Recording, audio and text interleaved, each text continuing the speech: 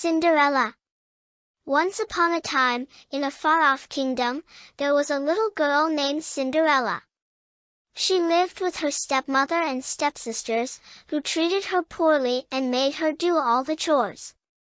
Cinderella was sad and lonely, but she never lost hope that one day her life would change for the better.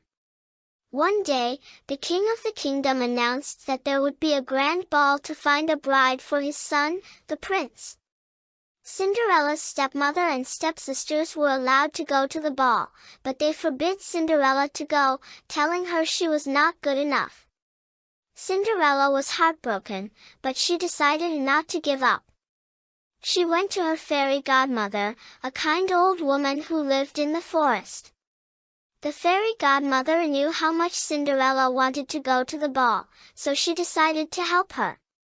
With a wave of her magic wand, the fairy godmother turned a pumpkin into a beautiful carriage, mice into horses, and a rat into a coachman.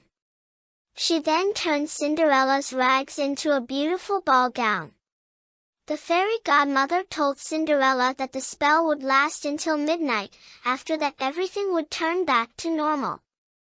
Cinderella went to the ball, and everyone was amazed at how beautiful she looked. The prince immediately fell in love with her, but Cinderella had to leave before the clock struck 12. The prince searched the whole kingdom for his mysterious lady, but he couldn't find her.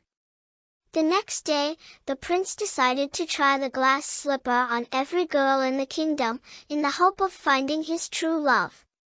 When the stepsisters tried on the glass slipper, it was too small for them.